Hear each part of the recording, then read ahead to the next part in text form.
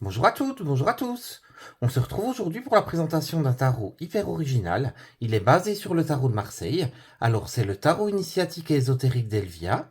Donc il contient 78 cartes et un livret explicatif. Il vient de sortir aux éditions Trajectoire, donc on va le découvrir ensemble. La boîte déjà m'a tout de suite attiré avec ses reflets holographiques. Je trouve ça vraiment très très joli. Je trouve qu'il est vraiment très sympa. En plus, ça me fait penser aux plumes de pan, les petits motifs. Je trouve ça très très chouette. Moi qui suis fan des pans, franchement. Alors, on va le découvrir ensemble. Le tarot d'Elvia, œuvre artistique puissante et originale composée de 78 arcanes, transcende le jeu de tarot traditionnel en ouvrant une voie unique vers de nombreuses correspondances symboliques et ésotériques, qu'il s'agisse d'astrologie, de runes scandinaves ou de lettres hébraïques. Conçu pour permettre à chacun de se reconnecter à son moi profond, le tarot d'Elvia invite à une compréhension plus intime des signes de l'inconscient. Chaque illustration éveille de nouvelles perspectives d'exploration, favorisant l'approfondissement des connaissances et l'expansion de l'intuition. Son but, faire de chaque tirage une expérience hors du commun, riche en interprétations multiples et évolutives. Donc le tarot contient 78 arcanes comme le tarot de Marseille classique. Il contient également un livre de 224 pages. Il est au prix de 30 € et il est sorti aux éditions Trajectoire. Donc on va le découvrir à l'intérieur. Donc il y a des petites encoches pour l'ouvrir facilement. Il est décoré tout autour également. Je trouve ça très joli. L'intérieur est comme ceci avec un œil. Je le trouve très original. Donc vous avez le livre. Vous avez le bac papier avec les cartes, donc ils sont divisés en deux parties. On les découvrira tout à l'heure. On va tout d'abord s'intéresser au livre. Vous allez voir, il est vraiment conséquent. Alors, on va commencer par le sommaire. Alors, vous avez tout d'abord l'introduction. Ensuite, vous avez des modèles de tirage. Après, vous avez les arcanes majeures pour débuter. Après, vous avez les arcanes mineures. Donc, certaines arcades ont été renommées, comme le trèfle, par exemple, qui remplace les deniers. Ensuite, vous avez les coupes, vous avez les bâtons et vous avez les sabres qui remplacent les épées. Ensuite, vous avez la conclusion et un à propos de l'autrice. Alors, on va s'intéresser à l'autrice. L'autrice, c'est Elvia. C'est une artiste protéiforme et iconoclaste. Je vous invite vraiment à découvrir son univers. Donc, vous avez ici ses réseaux. Donc, je vous les mettrai de toute façon en barre d'infos. Puis, je vous les mettrai juste ici. Comme ça sera plus simple. Alors, on va tout d'abord s'intéresser à l'introduction. Ma rencontre avec le tarot. Dès ma plus tendre enfance, se dessine la silhouette de Mémé, mon arrière-grand-mère, qui lisait les cartes du tarot à ma mère. Mémé, figure inspirante, a croisé mon regard, insufflant en moi la foi et la quête de l'amour en toute chose. Elle aimait que j'ouvre grand les yeux, se levant dans le verre d'eau de mes prunelles, comme pour inscrire en moi son héritage spirituel. Dans ces instants, il se passait quelque chose, je crois, une transmission. À l'adolescence, j'ai emprunté à ma mère un ouvrage sur le sujet, L'âme du tarot de Marseille de Claude Vieux. Plus tard, sans savoir quand ni comment, je me suis plongé dans les arcanes du tarot, réalisant que cette pratique était toujours présente en filigrane dans mon histoire, une transmission générationnelle en somme. Mon approche du tarot était instinctive, créative, spontanée, loin d'une étude laborieuse.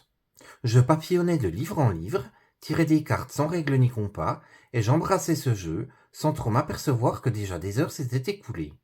Je l'épluchais littéralement et ne m'en lassais pas. Je ne pense pas qu'il faille faire partie d'une lignée familiale de tarotophiles pour apprendre le tarot. Il suffit d'avoir l'envie, l'intérêt, puis de laisser la patience et la persévérance nous gagner. C'est une passion, un intérêt quasi obsessionnel. En tous les cas, c'est ainsi pour moi. Comme tous les arts que je pratique, ce n'est pas tiède, c'est brûlant. Jacques Brel a dit un jour, il n'y a pas de talent, il n'y a que l'envie d'eux, puis de l'entraînement. Je trouve cette phrase très perspicace.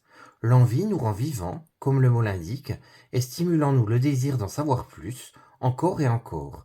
Le tarot se développe, se muscle, s'entraîne, comme un art ou un sport. Donc ensuite, on passe à l'histoire du tarot. Donc elle nous donne la théorie du tarot, la théorie de l'origine égyptienne, la théorie de l'origine médiévale européenne et la théorie de l'origine bohémienne. Donc vous verrez, c'est très intéressant. Après, vous avez les acteurs influents aux origines des interprétations du tarot. Donc pareil, je vous laisserai le découvrir. Ensuite, on passe aux correspondances du tarot d'Elvia. Donc Elvia nous explique qu'elle a établi une corrélation entre les 22 arcanes majeures du tarot et diverses correspondances. Ça inclut l'astrologie, les signes des planètes, les runes germaniques, scandinaves et anglo-saxonnes, ainsi que les lettres hébraïques. Après, elle nous donne le détail. Donc c'est assez complet. Ensuite, on passe aux arcanes mineures. Donc elle nous dit que les trèfles représentent l'élément terre, les coupes l'élément eau, les bâtons l'élément feu, et les sabres l'élément air. Ensuite, on passe aux personnages de cour. Donc pareil, elle nous les détaille. Ensuite, on passe à la numérologie dans le tarot. Donc là, Elvia nous explique chaque numéro à quoi il correspond. Ensuite, on passe à la symbolique des couleurs. On va prendre le noir, par exemple, comme exemple. Donc ça représente les mystères occultes, les ancêtres, la lignée familiale, la protection, l'ancrage, le deuil, la transformation, la transmutation, l'absorption des énergies lourdes. Donc elle nous donne le détail pour chacune des couleurs comme ça. Donc c'est vraiment chouette. Après on passe aux lettres hébraïques. Donc pareil, elle nous donne chaque détail des lettres hébraïques et à quoi ça correspond. Donc la première lettre hébraïque c'est Aleph, c'est le bœuf. L'unité, le germe de tout. Donc c'est l'homme universel. Donc vous avez ça pour chaque lettre hébraïque. Ensuite, on passe aux runes. Donc vous avez Féu, par exemple, c'est la rune de la richesse, du bétail, du feu primitif masculin. Donc elle vous donne le détail de chaque rune du futark. Donc il y a vraiment beaucoup de recherches. Après, vous avez des notions de base sur l'astrologie. Donc vous avez les dates qui correspondent, avec les petits signes sur le devant. Les planètes astrologiques. On passe ensuite au modèle de tirage. Donc le premier tirage, c'est mes forces et mes failles. Donc la première carte, ça sera ma force. La deuxième carte, ma faille. Et la troisième carte, le conseil du tarot, mon âme. Donc vous avez la disposition de chaque carte. Après, vous avez le deuxième tirage, c'est les 3 corps. Donc il se fait en 4 cartes. Donc la première carte, ça sera ce que j'éprouve. Donc les émotions. La deuxième carte, ce que je pense, donc c'est le mental. La troisième carte, ce que je ressens, donc le physique. Et la quatrième carte, le levier de transformation. Après, vous avez le tirage du pentacle. Vous avez la disposition des cartes également. Après, on a le tirage en croix. Donc celui-ci se fait en 5 cartes. Après, vous avez le tirage de la Merkaba. Il se fait en 7 cartes. Et ensuite, on passe aux interprétations des cartes. Donc on débute avec les arcanes majeures. Donc pareil, j'adore l'illustration. Donc vous avez l'illustration qui est en mini. Vous avez le numéro avec le nom. Vous avez une petite phrase d'un auteur connu. Ensuite, vous avez les mots-clés de la carte. Après, vous avez la relation à la lettre hébraïque. Ensuite, vous avez la relation à la rune. Ensuite, vous avez le symbole astrologique. Vous avez la signification de l'arcane. Donc, vous voyez, il y a eu énormément de travail de recherche, c'est ce que je vous disais. Et pour finir, vous avez la signification de l'arcane quand c'est en inversé. Donc, vous avez ça pour chaque carte. Donc, certaines ont été renommées. Par exemple, là, c'est la sorcière pour la deuxième carte. Donc, c'est le même principe.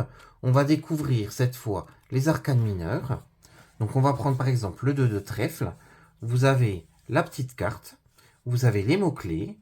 Vous avez l'astrologie, l'élément auquel elle appartient, la signification de l'arcane et la signification inversée. Donc, vous voyez, c'est vraiment très très complet. Donc, on va découvrir les cartes tout de suite. Donc on va mettre de côté le livret, on fera un petit tirage tout à l'heure. Donc il nous sera très utile. Alors je vais récupérer les cartes dans les deux compartiments. Pareil, le fond est très chouette. Je le trouve très sympa. Alors je vais les regrouper ensemble. Donc le bord des cartes est uni. Le dos des cartes, je le trouve très très chouette. Donc on retrouve l'œil qu'on avait à l'intérieur de la boîte. Je trouve qu'elle est très chouette l'illustration. Très colorée, pareil. Aux couleurs de l'arc-en-ciel.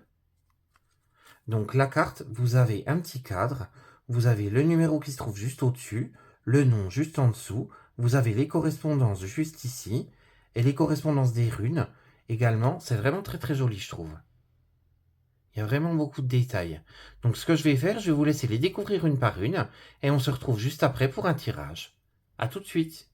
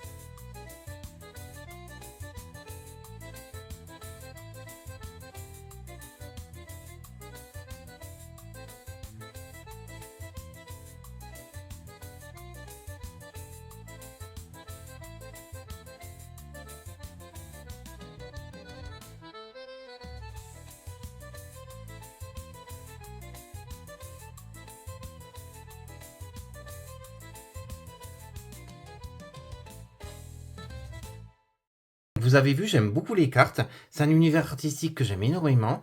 Donc je vais vous montrer la taille des cartes. J'ai complètement oublié tout à l'heure. Donc par rapport à l'oracle G, elles sont à peine plus larges.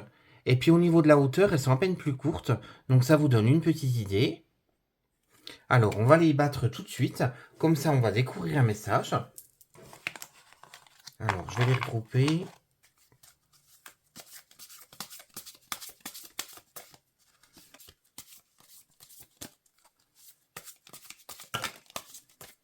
Donc là, il y en a trop. Hop.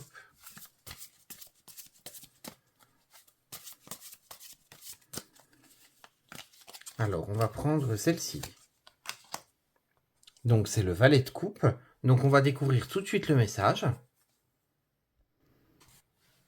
Alors, le valet de coupe, il représente le messager du cœur. Ses mots-clés, c'est admirateur secret, insouciance, sentiment amoureux, imagination, rêvasserie, liaison amoureuse, sensibilité, espièglerie. En astrologie, ça correspond au cancer, au scorpion, au poisson. Son élément, c'est l'eau, donc comme c'est les coupes. Ensuite, on passe à la signification de l'arcane. Lorsque le valet se présente dans votre tirage, que ce soit pour vous ou une tierce personne, il apporte une bouffée de fraîcheur. Son lien profond avec l'enfance et les sentiments purs véhiculent un message d'amour romantique expressif. Le valet suggère que quelqu'un, peut-être vous-même, est enfin prêt à s'engager dans une liaison amoureuse, légère et rafraîchissante, évoquant un flirt ou une histoire sans prétention. Cela ne signifie pas nécessairement une relation éphémère, mais plutôt une aventure souple, vous rendant libre, sensuel et séduisant. Cette carte indique également un besoin d'alléger votre vie, de vous concentrer à vous-même et à votre enfant intérieur. Elle pourrait aussi évoquer vos propres enfants ou des enfants de votre entourage qui réclament des sentiments légers et agréables, de la joie et de la spontanéité. L'esprit du valet vous encourage à embrasser la légèreté, à redécouvrir la magie des débuts et à vous ouvrir à des expériences amoureuses sans contrainte. Ensuite, on passe à la signification inversée. Actuellement, le valet inversé suggère que le moment n'est peut-être pas idéal pour introduire plus de légèreté dans votre vie.